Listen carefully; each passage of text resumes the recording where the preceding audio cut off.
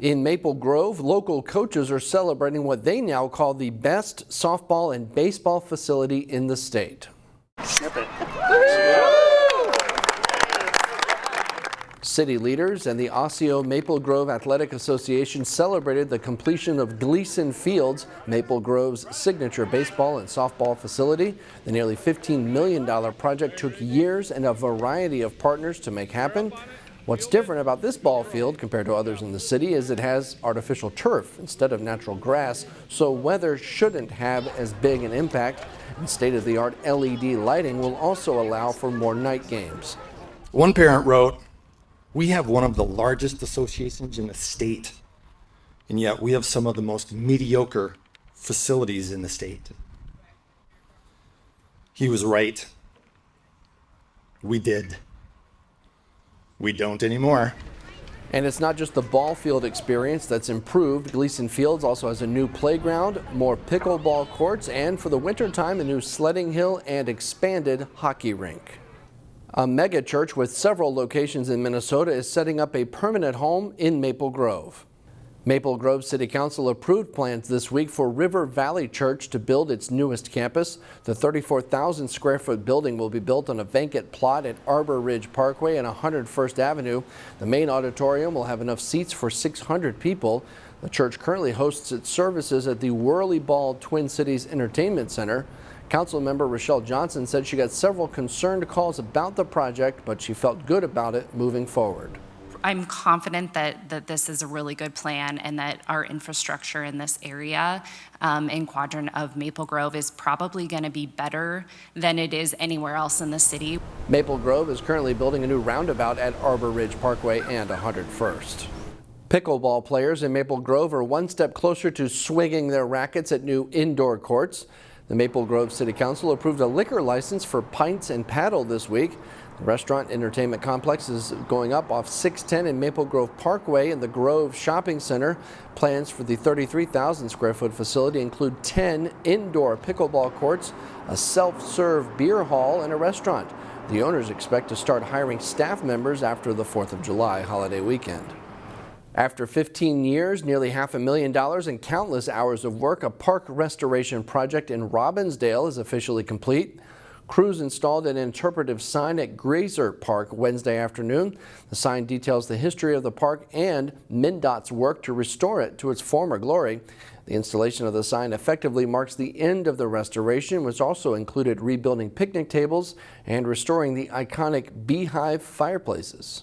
Mostly we're all just excited to see it come together because it's been really a 3-year process from MnDOT, but the community's been involved forever.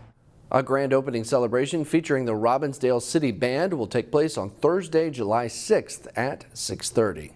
Wednesday marked one of the biggest holidays for the Muslim faith, and thousands in the West Metro came out to celebrate.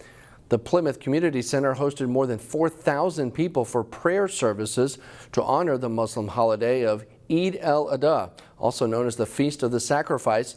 The holiday commemorates the day when God appears to Abraham in a dream and asks him to sacrifice his only son to have an angel stop him. The overall message for Muslims is to submit to God's will, even though we may not understand the wisdom behind it. Specifically important in the time and era that we live in, where people are attached to social media, they're attached to technology more than they're attached to their families, their loved ones. So that message is kind of the same, trying to, focus on what is important in life. Prayer services traditionally take place at the Plymouth Mosque, but they entered into a partnership with the City of Plymouth and the Community Center to allow for more people and to help manage the crowd. At an upcoming event, you have the chance to view some of Hennepin County's finest home gardens and learn from those who built them. I got a look at one with a master gardener. When Alan Sommerfeld and his husband bought their home in New Hope a few years ago, the backyard was nothing special. I looked at it as kind of a blank slate. We took out those shrubs. That was one of the first things we did, and that ash tree, and then really started thinking about what we wanted the space to be like and what we wanted it to do for us, and then came up with this plan. It's a plan on full display with as many shades of green as you could imagine. It is the creativity of, planning out a garden, make sure that something's blooming throughout the season. And it's just spending time in nature. It's just, for me, it's very calming. I really enjoy being outside and in the garden. Alan is a Hennepin County Master Gardener. The program, a part of the extension program at the U, requires participants to do a certain number of hours of service and education every year. You know, everybody is very encouraging, and it's about getting ideas, about sharing information, and just about having a good time, because we all love to garden.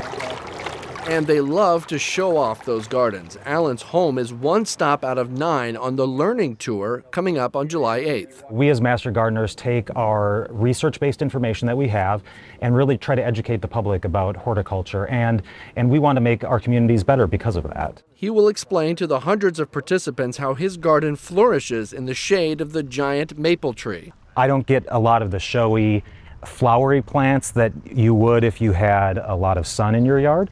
So when I was planning this out, it was about, you know, heights and leaf size, leaf texture, leaf colors, and really playing off that to try to make this space unique and to have different interests around the garden. None of it work, all of it passion. This year was a rough winter, you know, it just seemed so long.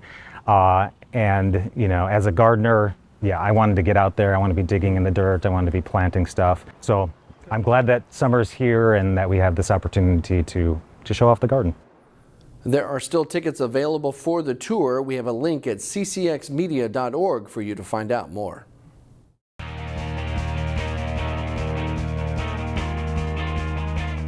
Wednesday night in Minneapolis, the 2022 Max Preps Minnesota Player of the Year in football receives another special award. John Jacobson has the story of this Maple Grove standout. Maple Grove's Jacob Kilzer enjoyed a season for the ages last fall. The senior quarterback accounted for 3,600 yards of offense and 33 total touchdowns, in leading the Crimson to an undefeated season and a state championship. But it wasn't easy. Kilzer played the entire season with a torn labrum in each shoulder, and with it came pain, a lot of pain. Warm up for 30 minutes and it's still hurting while I'm starting to throw. By the end of practice, it would be all right. And same thing with the games, just taking forever to warm up. And then adrenaline ended up helping in games. But through it all, he persevered. Mentally, it was hard to not be at my best all season, but just worked hard every day, went to practice every day, and busted my tail and helped teammates get better so that we could be the team that we were this year. Overcoming that kind of adversity did not go unnoticed. And so Wednesday night at an awards ceremony in Minneapolis, sponsored by the Star Tribune, Jacob will be presented with the Courage in Competition Award. There were doctors recommending I got it before the season, but there was no way I was going to miss my senior year. I'm proud of the team and I'm proud of the season we had. Jacob says after successful postseason surgeries on both shoulders, he is back to throwing and working out pain-free. Next week, he begins the next chapter in his life with his admission into the Air Force Academy, where he will continue his football career. Extremely excited to first get there, in next 2 weeks, and then start football. This is what I'm most excited about now that I've gotten the surgeries and I'm healed up. And in the end, all Jacob Kilzer went through was worth it. To go 13-0 and win state, the first ever our school has had, was huge for us. Awesome goal to accomplish. John Jacobson, CCX Sports. Football-related activity isn't limited to the fall anymore for high school players. A summer passing league in the area has players honing their skills for the upcoming season. It's late June and the guys are in shorts and no pads. But there is competition to be had at the 7-on-7 football passing league hosted by Osseo. We're all here just building a bond and stuff, and we're trying to run our plays and just get a feel for how it's going to be when we start putting the pads on. Getting to compete with other schools, getting to learn before the actual season, pretty fun to play and stuff like that.